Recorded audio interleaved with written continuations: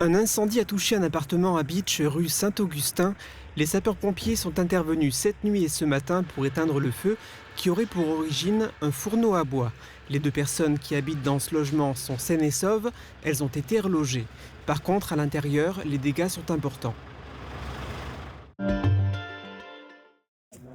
3 générations, plus de 70 ans d'histoire et toujours le même ancrage local. L'entreprise Greybill incarne la transmission d'un savoir-faire familial devenu un pilier du BTP dans le secteur. Créée en 1954, l'entreprise est désormais portée par la 3e génération. Le groupe compte désormais 2 structures, une à Götzenbrück et une à Bitche, pour un total de 47 salariés. Spécialisée à l'origine dans la construction de maisons individuelles, l'entreprise a su évoluer au fil des décennies. Bâtiments, voiries, réseaux, Greybill s'est diversifié tout en restant fidèle à son cœur de métier, construire localement avec exigence et savoir-faire. Clairement, oui, on est fiers d'être un acteur du pays de Bitche, du territoire, d'être reconnu au sein de ce territoire et de pouvoir repasser quelques années après et de voir ces ouvrages qu'on a pu construire, que ce soit une mairie, que ce soit une salle polyvalente, que ce soit un aménagement du cadre de vie. C'est quelque chose dont on est tous très très fiers et qu'on revendique effectivement. En 2025, l'activité a progressé. Près de 300 chantiers, majoritairement publics, ont été réalisés à plus de 80% dans un rayon de 20 km. Un choix revendiqué, rester à taille humaine, proche du terrain et des partenaires historiques. C'est dans ce contexte que le sous-préfet de Sarreguemines, Wassim Kamel, s'est rendu sur les sites de Götzenbrück et de Bitche pour découvrir une entreprise en pleine dynamique. Il est exemplaire qu'on ait sur notre territoire des entreprises de cette nature. Et il faut vraiment qu'on puisse porter à connaissance. Quand on a l'amour du terroir, quand on a le goût de l'effort, on réussit à créer de la richesse. Et c'est ce que fait l'entreprise Greybill depuis 3 générations. Et puis cet état d'esprit de toujours avoir une longueur d'avance. Avec un chiffre d'affaires global de plus de 10 millions d'euros en 2025, Greybill regarde déjà vers l'avenir. Une nouvelle activité verra le jour à Bitche au printemps 2026, un centre de tri et une déchetterie professionnelle pour répondre à un besoin identifié sur le territoire. C'est pour accompagner la transition écologique et de proposer une solution qui, jusqu'à présent, n'existait pas au sein de notre territoire. Les artisans, les professionnels pourront amener leurs déchets en apport volontaire avec un système de badge, de pesée, de tri. Ou alors, on a la possibilité de mettre à disposition des contenants, des bennes, ce genre de choses-là, chez nos clients à domicile à disposition pour ensuite récupérer les déchets et les trier nous, de manière à réduire les quantités d'ultime au strict minimum. Un projet structurant, créateur d'emplois et fidèle à l'esprit de l'entreprise, évoluer sans se délocaliser, innover sans perdre ses racines. Et si le site Vouters ressemblait à ça ? À Frémin-Merlebach, la municipalité prépare un vaste projet de réhabilitation pour ce lieu emblématique du bassin houiller. Au cours de cette étude de programmation, ce projet consiste à conserver le bâtiment des Madouches et l'ancienne infirmerie. Et dans le bâtiment des Madouches, il y aura 2 parties. Il y aura une partie qui sera consacrée à la réalisation d'une nouvelle salle des fêtes pour la commune. Et dans l'autre partie des Madouches, il est prévu d'aménager un espace de rencontre en quelque sorte, avec notamment la réalisation d'une salle des conférences et avec la réalisation, comme je l'ai dit tout à l'heure, d'une maison de la mine et de la carrière, pour rappeler plus spécifiquement ce passé minier. L'extérieur sera repensé avec un grand parvis capable d'accueillir des festivités locales. Une zone mémorielle sera aussi aménagée pour mettre en lumière la stèle rendant hommage aux victimes de la catastrophe de 1976, l'un des incidents les plus meurtriers des mines de Moselle. Le premier objectif qu'on s'était fixé lors de l'étude de vocation et l'étude de programmation, c'était de rappeler le passé minier, en vue de rendre hommage à tous ces milliers et milliers de mineurs qui sont passés par ces sites. On placera aussi la grande maquette du siège de Vouters qui a été réalisé par le club de modélisme et qui retrace toute le siège de Vouters tel qu'il existait dans les années 1970-1980.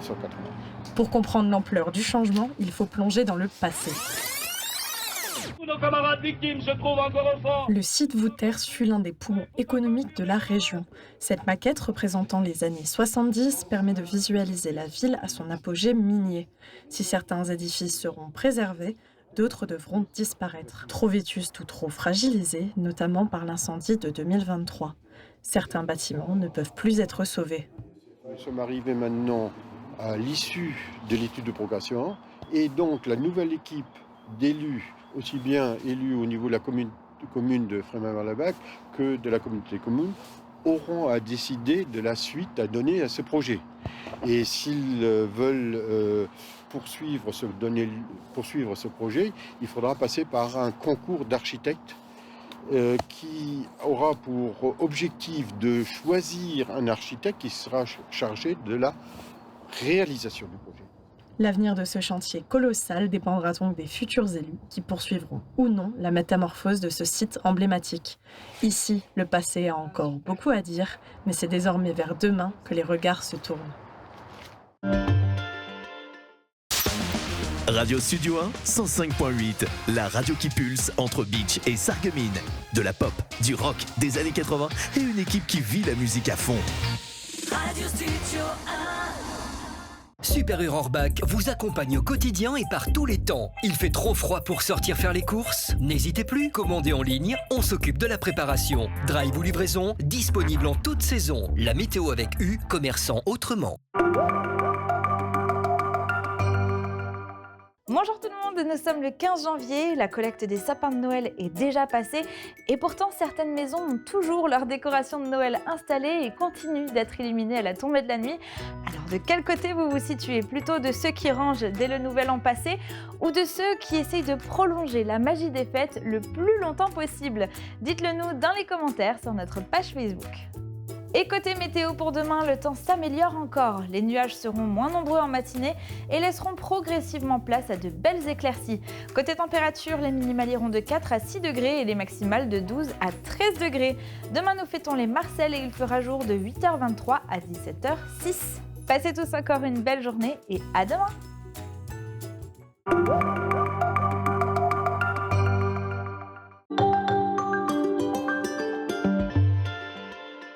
Pour le groupe Éric Wagner, 2025 a été une année riche en projets et en réussites.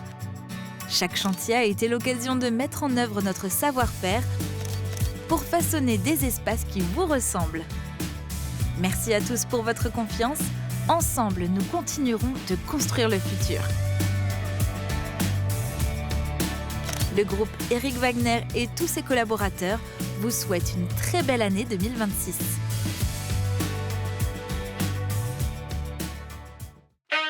Pourquoi avoir choisi le nom La Passion de l'audition ? À La Passion de l'audition, nous sommes passionnés par notre métier, mais pas que. Nous intervenons aussi bénévolement pour des missions nationales et internationales.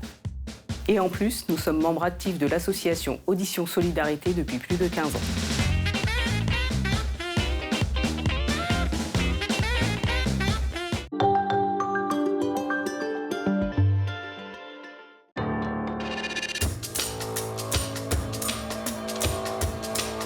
On peut marcher dans le pays de Beach en forêt et pas toujours se rendre compte qu'on passe des fois devant le patrimoine le plus ancien du pays de Beach, devant des tumuli. En fait, ce sont des tombes. Hein, je veux dire, comme les tombes, les pyramides sont aussi des tombes, quoi, hein. Alors ça, c'est des tombes qui sont datées de moins 1000, c'est-à-dire 3000 ans. C'est ce qu'on voit là, ça a 3000 ans.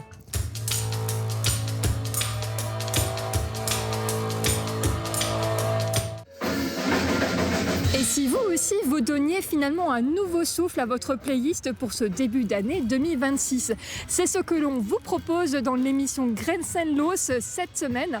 Partons ensemble à la découverte de celles et ceux qui font vibrer la scène culturelle franco-allemande.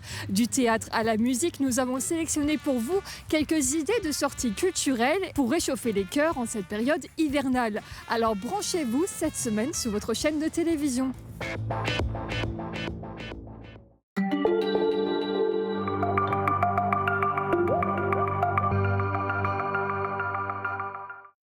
Bonjour à toutes et à tous et bienvenue une nouvelle fois sur le plateau de Mosaïque Cristal.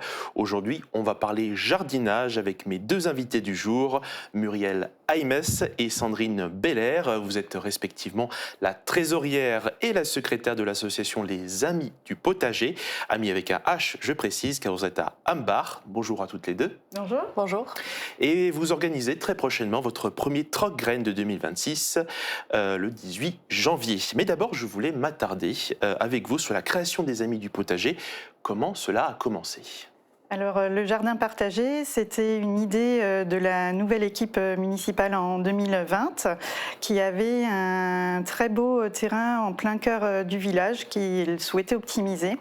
Donc, le premier adjoint a organisé des réunions pour faire un appel aux motivés. De là, on s'est tous réunis, rencontrés. On a échangé sur la façon dont on voudrait gérer ce jardin. Et donc, on a constitué une association pour le gérer. Ça a pris un petit peu de retard, Covid oblige, et donc l'association a été créée en avril 2021. Et du coup, vous êtes situé où et quel est votre terrain ? Alors, le terrain se situe au centre du village, à l'arrière de la caserne des pompiers. Il s'agit d'un terrain de 24 ares. Alors, il est partagé en deux. Nous utilisons la moitié et l'autre moitié est consacrée à l'école maternelle qui fait école dehors dessus. Voilà. D'accord, très bien. Et donc ça a été créé activement en 2021, ça a pris effet en 2021. Et du coup, le but de l'association, quel est le but ? Alors l'objectif de l'association, c'est de pouvoir cultiver ses propres légumes, ses petits fruits, des fleurs, des plantes aromatiques. Alors tout dans le respect de la biodiversité, donc on n'utilise aucun engrais, aucun pesticide chimique. Après ça dépend si on est membre sympathisant ou membre actif. Donc quand on est membre actif, on peut avoir à sa disposition une parcelle. Donc actuellement on a 7 familles qui chacun cultive sa petite parcelle. Et dans sa parcelle, on plante vraiment ce qu'on a envie. Donc ça peut être des plantes vivaces, on peut mettre de la rhubarbe, des fraises, on peut mettre des plantes annuelles. Donc chacun a un peu ses légumes préférés, ses fruits préférés. Donc chacun plante un petit peu différemment les uns des autres. On échange pas mal entre nous. Et alors tout est à disposition sur place, donc ça c'est très pratique. On a une cabane à outils dans laquelle il y a tous les outils de jardinage nécessaires en commun, et puis on peut chacun aussi déposer un petit peu notre petit matériel, comme les gants, des tuteurs à tomates, des choses comme ça. Au niveau, quand on est membre actif, donc on cultive sa parcelle, et on a aussi des parcelles communes de culture, donc notamment une parcelle pour cultiver des pommes de terre, une parcelle pour cultiver des courges. On a des petits fruitiers, donc groseilliers, cassis, framboises, etc. Et on a des moments aussi d'entretien quand même de la zone complète. Donc il faut tondre les allées, il faut débroussailler un petit peu, histoire qu'on puisse y circuler correctement. Est-ce qu'il y a de l'activité toute l'année ? Alors au niveau du jardin, c'est quand même essentiellement de l'activité au printemps, en été et en automne. En hiver, c'est beaucoup plus calme. Alors on a bien préparé les parcelles à l'automne, recouvertes de foin, de feuilles mortes, etc. Donc on laisse la terre se reposer en hiver. On peut parfois garder quelques légumes récoltés courant de l'hiver comme des poireaux, mais sinon, il n'y a pas tellement d'activité. Est-ce qu'on parle que de légumes, de fruits, ou vous plantez ou cultivez autre chose encore ? Alors on plante pas mal de fleurs aussi. Donc l'objectif des fleurs, alors il y a certaines fleurs qui sont comestibles, qu'on peut manger, mais sinon c'est aussi d'attirer les pollinisateurs et d'avoir un jardin beau, tout simplement. D'accord. Et donc on peut aussi être membre sympathisant, auquel cas on n'a pas de parcelle. Par contre, on peut participer à des commandes groupées. Donc commandes groupées de graines, on les commande en général chez Cocopelli et chez Alza Garden. On fait une commande groupée aussi de plants. Donc eux, on les prend au potager de la vallée. Et on fait aussi des commandes groupées de petites bottes de foin. Voilà. Mis à part tout ce qui se passe du coup au niveau du potager, est-ce que vous créez des activités ou des événements durant l'année ?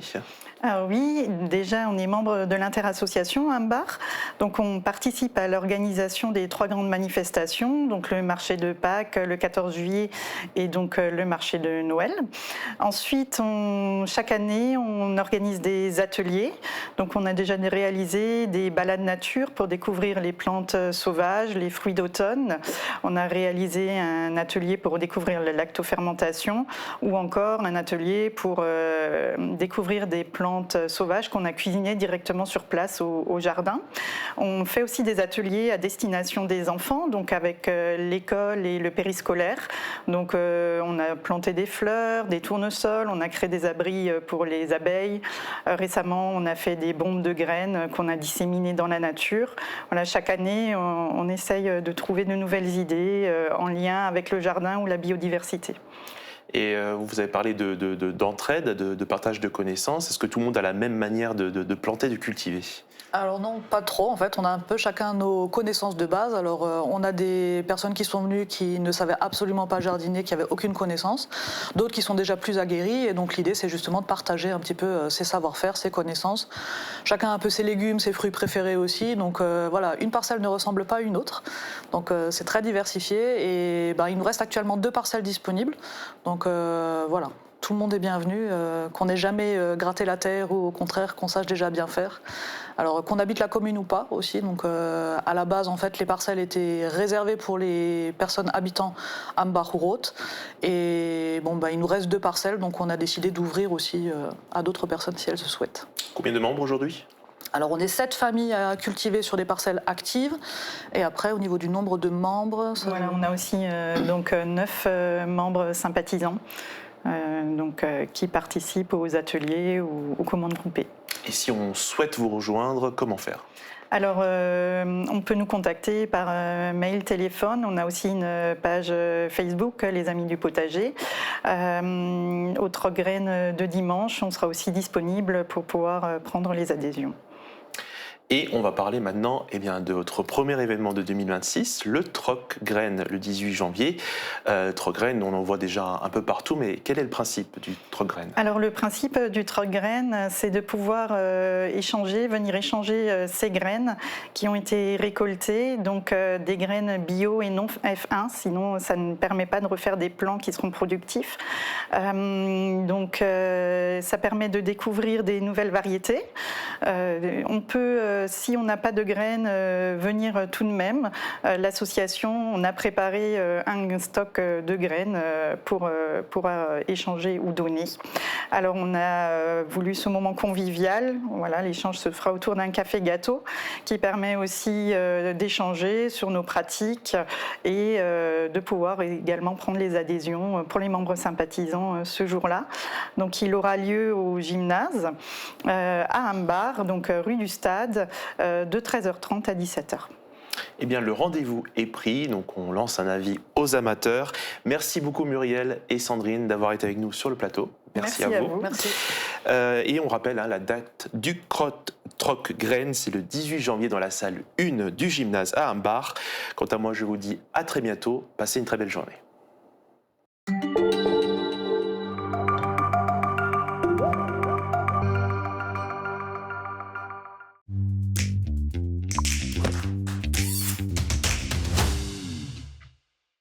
Bonjour à tous, je m'appelle Fanny et aujourd'hui je suis donc là avec les enfants. Vous vous présentez ? Je m'appelle Leonardo, j'ai 7 ans. Et toi ? Comment tu t'appelles ? Alissa et j'ai 5 ans. Pour cette recette, on aura besoin de 2 pâtes feuilletées pur beurre, 2 œufs, 150 g de pâte à tartiner, 60 g de beurre pommade, 40 g de sucre, 120 g de poudre d'amande et pour dorer la pâte, il nous faudra 10 centilitres de lait et un jaune d'œuf. Alors, on va commencer par incorporer le sucre et les œufs. Leonardo, je te laisse faire. Vas-y, tu peux mettre le sucre, les œufs.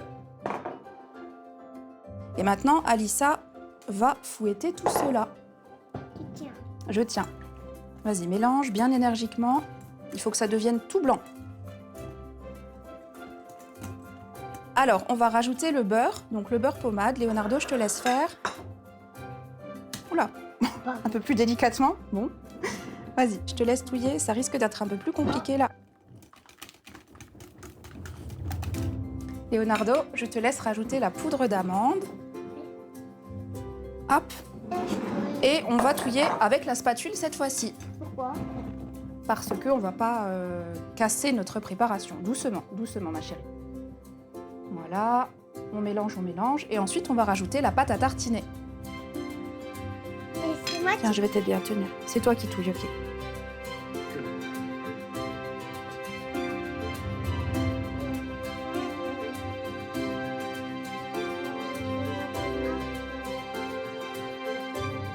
Voilà, donc maintenant qu'on a notre belle frangipane à la pâte à tartiner, nous allons l'étaler sur la pâte. Donc, on va prendre une pâte feuilletée pur beurre. Donc moi, je ne m'attelle pas à réaliser moi-même ma pâte feuilletée parce que c'est vraiment très très compliqué. Je laisse ça aux professionnels. Donc celle-ci est achetée. Donc à présent, on va étaler la frangipane sur la pâte. Leonardo, je te laisse faire. Tiens, je t'aide. Vas-y. Et on va tâcher de garder 1 cm libre sur les bords pour ensuite pouvoir mettre notre pâte du dessus. Hein. Et maintenant, qu'est-ce qu'on va mettre dedans? La fève. Eh bien oui, parce qu'une galette des rois, il n'y a pas de galette sans fève. Parce que sinon, c'est pas une galette, c'est une crêpe. Alors, c'est parti. Et puis, je vais quand même vous raconter mon histoire de fève. En fait, vous savez, les enfants, maman, elle a travaillé en Italie pendant 2 ans. Et notamment dans un lycée hôtelier. Et en Italie, les enfants, ils connaissent pas la galette des rois. Donc, je leur avais appris l'histoire, je leur ai enseigné... comme c'était un lycée hôtelier, on avait été en cours de pâtisserie pour réaliser cette galette. Et puis, on n'avait pas de fève. Alors, qu'est-ce qu'on a fait pour la fève, selon vous? Ils l'ont construit. Non, ils n'ont pas construit une fève, les élèves. Ils ont colorié et ils ont découpé. Je vous le dis? Oui. Et en fait, on est allé chercher une pierre dehors, qu'on a bien nettoyée et qu'on a mis dans notre galette. Ah, elle était propre. Donc, pour dorer notre pâte, on prend le lait et le jaune d'œuf. On mélange les deux. Hop. Oui, on va touiller. Voilà. Donc, à présent, on va badigeonner notre mélange sur notre galette pour la dorer. Alissa, je te laisse faire? Vas-y. Je fais ça? Vas-y, je vais t'aider. Regarde. On peut faire comme ça. Vas-y. Super. Bien partout. À présent, on va mettre notre galette dans notre four qu'on aura fait préchauffer au préalable à 180 degrés. Et on va aller l'enfourner pendant 25 minutes à 180 degrés.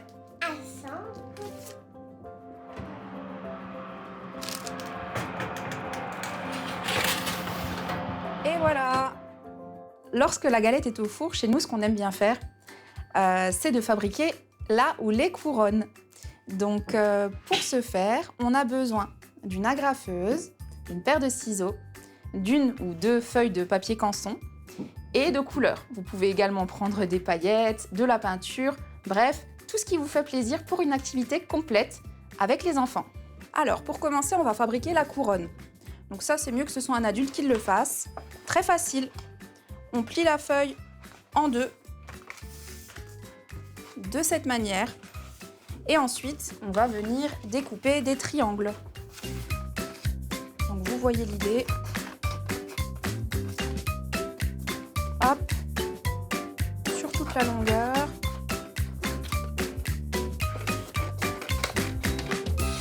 Ce qui nous fait donc 2 pans de couronne. Et ensuite, on va venir les agrafer et regarder ce que ça donne sur ta tête, par exemple. Donc je vais tout d'abord agrafer le côté là. Agrafer ou scotcher en fonction de ce que vous avez à la maison, toujours.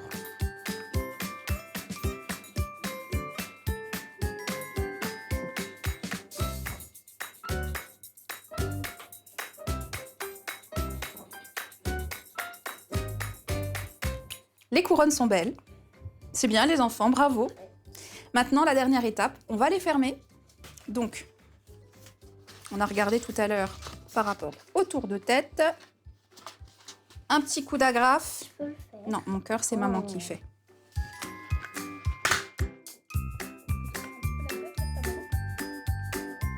Donc voilà, les 25 minutes sont passées. On va aller vérifier si notre galette est bien dorée et la sortir du four. Eh bien, elle est parfaite. Hop. Elle est belle et bien dorée. Maintenant que notre galette est prête et nos couronnes, place à la dégustation. C'est bon?